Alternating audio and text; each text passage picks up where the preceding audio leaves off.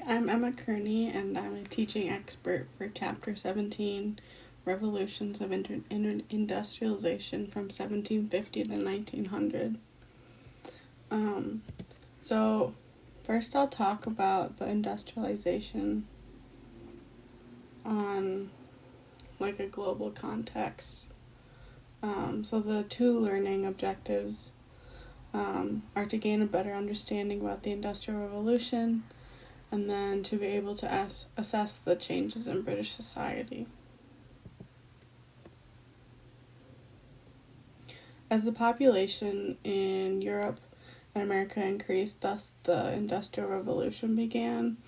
With more people, the demand for major industrial fuels became much larger.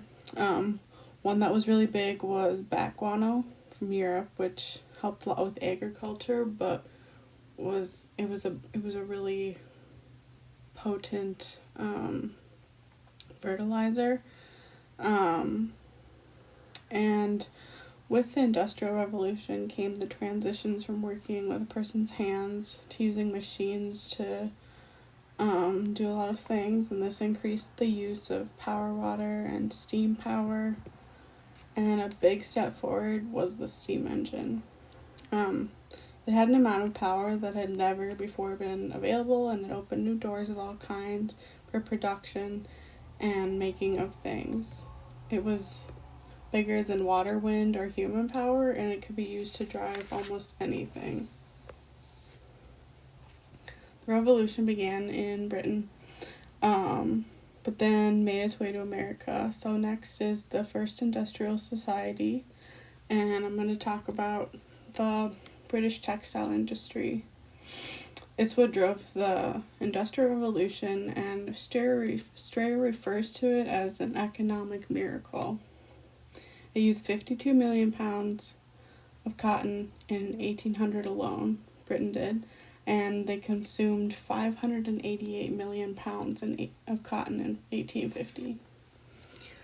So, once factories began to produce and new innovations were found, the production of just coal went from 5.23 tons to 68.4 tons within only a century. Great Britain is considered to be the world's first industrial society, and though it appeared to ruin everything that the people had known, the rising of the Industrial Revolution in Britain paved an entirely new way of life that gave entirely new opportunities.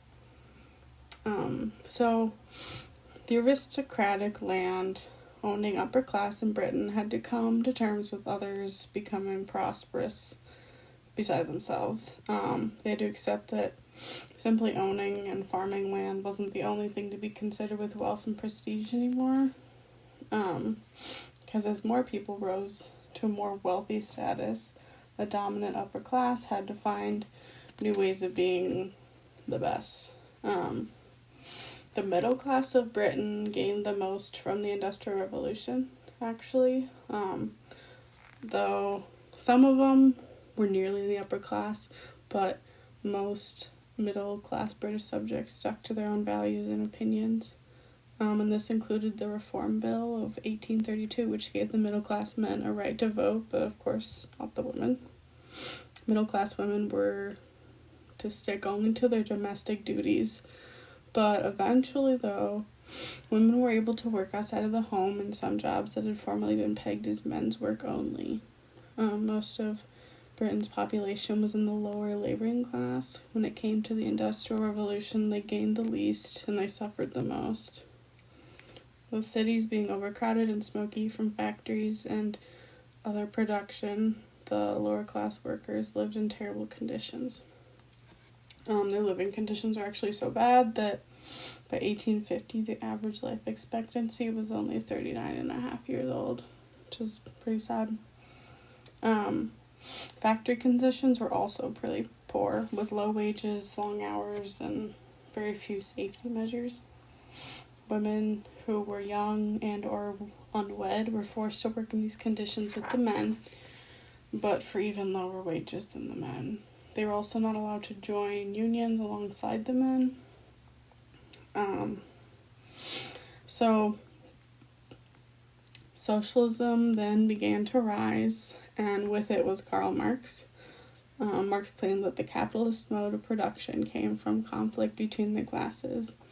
His interpretation of what he saw in the social environment of Britain was known as historical materialism, which has to do with materialism instead of ideals.